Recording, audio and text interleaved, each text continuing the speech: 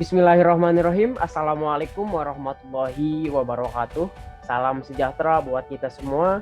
Semoga kita selalu dalam lindungan Tuhan yang Maha Kuasa. Di sini saya Muhtarudin dari Pendidikan Fisika Untirta tahun 2019 dengan NIM 2280190042 akan membuat video mengenai sejarah perkembangan atau sejarah lahirnya pendidikan inklusi dan juga landasan apa saja sih yang melatar belakangi pendidikan inklusi itu sendiri, baik di internasional maupun di regional, khususnya di Indonesia tercinta ini. Dibuatkannya video ini untuk memenuhi tugas pendidikan inklusi dengan dosen pengampu Ibu Musayaroh MPD. Mari kita sama-sama simak video pembelajarannya dan mudah-mudahan kita sama-sama diberikan pemahaman oleh Tuhan yang Maha Kuasa. Amin. Di sini kita akan membahas mengenai sejarah lahirnya pendidikan inklusi. Cikal bakal lahirnya pendidikan inklusi bisa dikatakan berawal dari sebuah pengamatan terhadap sekolah luar biasa berasrama dan juga institusi berasrama lainnya yang menunjukkan bahwa anak maupun orang dewasa yang tinggal di sana mengembangkan pola perilaku yang biasanya ditunjukkan oleh orang yang berkekurangan. Perilaku-perilaku ini mencakup kepasifan, stimulasi diri, perilaku repetitif, stereotip, dan juga kadang-kadang berperilaku perusakan terhadap dirinya sendiri. Anak penyandang cacat yang meninggalkan sekolah luar biasa berasrama seringkali tidak merasa betah tinggal dengan keluarganya, terkhusus di komunitas keluarganya itu sendiri. Soalnya mereka merasa diasingkan atau disegregasikan gitu selama bertahun-tahun di sekolah luar biasa itu. Kemudian setelah hal tersebut banyak orang menganggap bahwasanya hal tersebut menjadi salah satu hal yang butuh perhatian lebih gitu, terkhusus dari orang tua, guru, dan juga orang-orang yang mempunyai kesadaran akan hal tersebut, mulai memperjuangkan hak-hak semua anak pada umumnya dan juga hak anak dan orang dewasa penyandang cacat atau disabilitas pada khususnya. Salah satu tujuan utamanya adalah untuk memperoleh kesamaan gitu, atau memperoleh hak dari si anak yang memiliki kekurangan tersebut. Mereka menyadari bahwasanya setiap manusia diciptakan sama-sama memiliki hak asasi manusia gitu, sehingga harus diperlakukan atau dimanusiakan sebagaimana mestinya. Kemudian yang selanjutnya, awal pelaksanaan pendidikan inklusi di dalam internasional sendiri tertuang dalam Deklarasi Universal Hak Asasi pada tahun 1948. Mohon maaf ya tidak terlihat.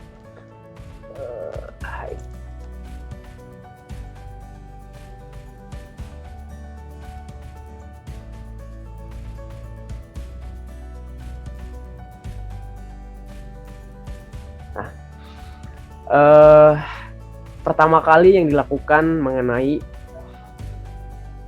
pendidikan ini yaitu pada tahun 1948 yang tertuang dalam Deklarasi Hak Asasi, di mana konvensi ini mengukuhkan gagasan mengenai pendidikan untuk semua atau Education for All gitu, atau disingkat dengan EVA, di mana dinyatakan bahwa pendidikan dasar itu harus dan juga wajib bagi seluruh anak.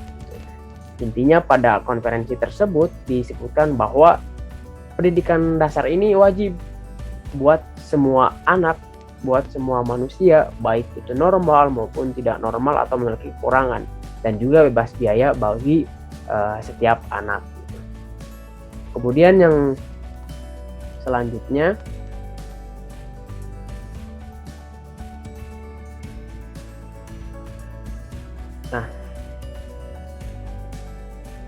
nah kan pada tahun 1948,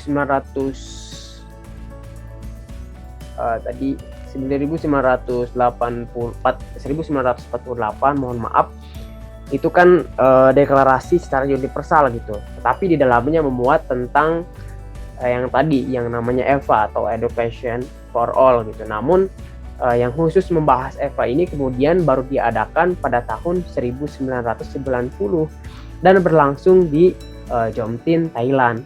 Nah, pada kesepakatan tersebut, para peserta menyepakati bahwa pencapaian tujuan pendidikan dasar bagi semua anak dan orang dewasa ini akan tercapai pada tahun 2000, di mana konferensi Jomtin ini merupakan titik awal dari pergerakan yang kuat bagi semua negara untuk memperkuat komitmen terhadap EVA sendiri. Nah, setelah ada yang namanya konferensi EVA pada tahun 1990, ada pergerakan lanjutan nih, yaitu dalam pergerakan EVA ini diselenggarakannya 2 konferensi. Yang pertama adalah konferensi Salamanca pada tahun 1994 dan yang kedua adalah konferensi Dakar pada tahun 2000. Konferensi pertama ini diadakan pada tahun 1994 dan juga yang kedua pada tahun 2000 ini keduanya dihadiri tentunya oleh Indonesia gitu. Ada perwakilan dari Indonesia. Dalam konferensi dunia Salamanca, pendidikan inklusi ditetapkan sebagai prinsip dalam memenuhi kebutuhan belajar kelompok-kelompok yang kurang beruntung gitu. Terbingitkan dan juga terkucilkan. Upaya-upaya tindak lanjut bagi pendidikan kebutuhan khusus hingga sekarang diamanatkan kepada UNESCO.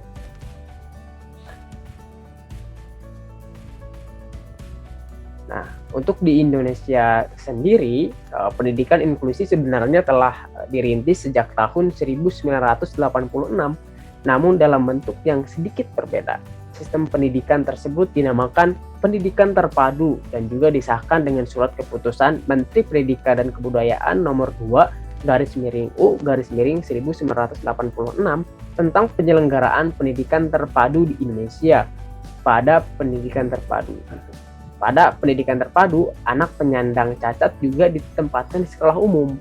Namun mereka harus menyesuaikan diri pada sistem sekolah umum, sehingga mereka harus dibuat siap untuk diintegrasikan ke dalam sekolah umum. Jadi apabila ada kegagalan pada proses belajarnya, maka yang dipandang bermasalah ini anaknya gitu.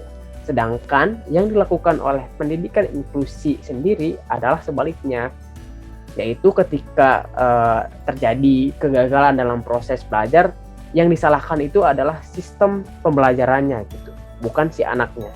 Dalam artian sekolah harus menyesuaikan kemampuan si anak dengan kekurangan tersebut gitu. Itu untuk sistem dari pendidikan inklusi yang saat ini sedang diterapkan gitu. Jadi pada tahun 1980 ini sebenarnya di Indonesia sudah ada yang namanya pendidikan inklusi, namun agak sedikit berbeda dengan namanya sistem terpadu.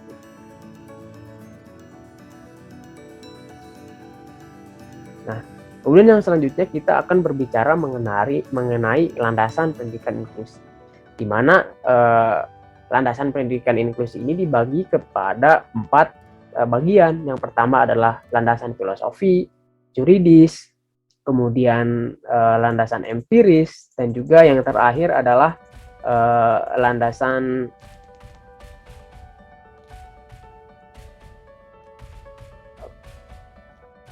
pedagogis gitu. Nah, yang pertama kita akan membahas mengenai landasan filosofis. Pendidikan inklusi sendiri mempunyai landasan filosofis, di mana landasan filosofis utamanya penerapan pendidikan inklusi di Indonesia adalah Pancasila, yang merupakan 5 pilar sekaligus cita-cita yang didirikan atas fondasi yang lebih mendasar lagi gitu, yang disebut Bhinneka Tunggal Ika. Filsafat ini sebagai wujud pengakuan kebinekaan manusia, baik kebinekaan vertikal maupun kebinekaan horizontal, yang mengemban misi tunggal sebagai umat Tuhan di bumi.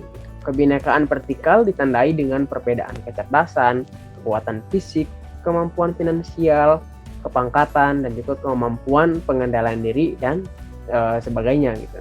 Sedangkan kebinekaan horizontal diwarnai dengan perbedaan suku bangsa, ras, bahasa, budaya, agama, tempat tinggal, daerah, afiliasi politik, dan sebagainya.